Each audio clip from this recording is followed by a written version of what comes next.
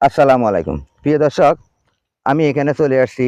আপনারা অবশ্যই অনেকে চিনেন, এটা হলো খেসারি ডাউল আর কি, খেসারির ডাউল। কিন্তু অনেক সময় দেখা যায় খেসারির ডাউল দিয়ে পেঁয়াজু তৈরি করতো। পেঁয়াজুগুলা খুব সুস্বাদু হইতো।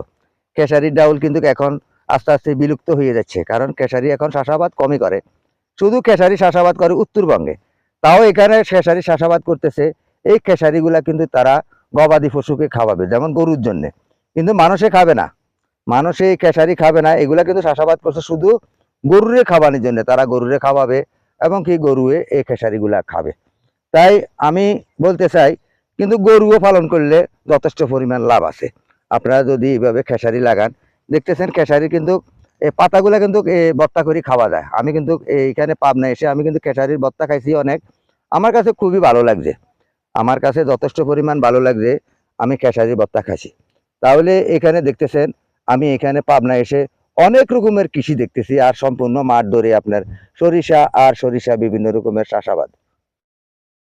আমি আপনাদেরকে এখানে যেগুলা দেখাচ্ছি, এগুলো হলো সরিষা। দেখেন, খেসারি সরিষা, এই যে সরিষাগুলা কিন্তু এগুলা পরিপূর্ণিত হয়ে গেছে। এগুলা কিন্তু সরিষা পরিপূর্ণিত হয়ে গেছে। এগুলা কিন্তু কয়দিন পর কাটা পড়বে।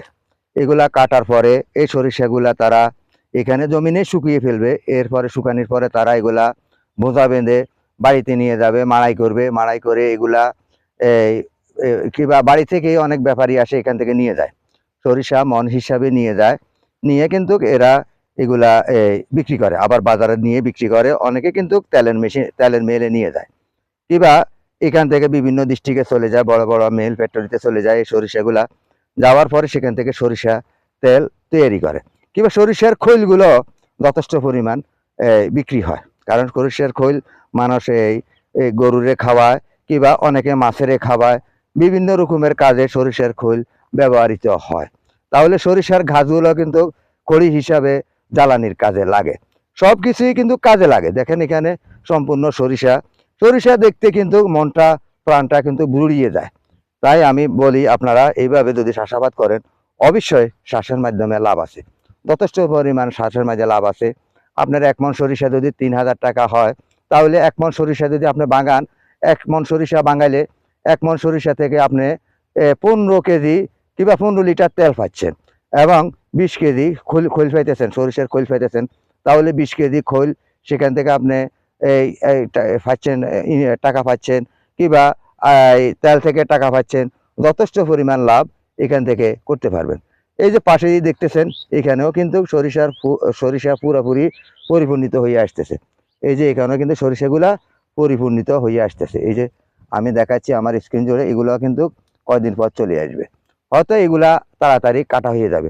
দেখতে কত সুন্দর, কত ভালো লাগে। দেখেন এখানে এই সরিষাগুলা দেখার এই ভাগ্য কয়জনে হইতে পারে। আমি চলে আসি এই কারণে এখানে, কারণ এখানে চলন বিলে এসে আপনি দেখতে পারবেন, এখানে সম্পূর্ণ রবি শস্য বিভিন্ন রকমের ফসলাদি চাষাবাদ তারা করে থাকে। তাহলে এই সরিষাগুলা কিংবা রবি শস্যগুলা দেখতে কার না ভালো লাগে প্রিয় দর্শক। তাই আপনারা এইভাবে সরিষা, রসুন, পেঁয়াজ, যে কোনো মশলা জাতীয় পণ্য আপনার খালি পরিত্যক্ত জমিনে যদি আপনি চাষাবাদ করেন, আপনাকে কোথাও চাকরি খুঁজতে হবে না। চাকরি আপনাকে খুঁজবে, আপনি চাকরি খুঁজতে হবে না। আশা করি আমার কথাগুলো বুঝতে পারতেছেন।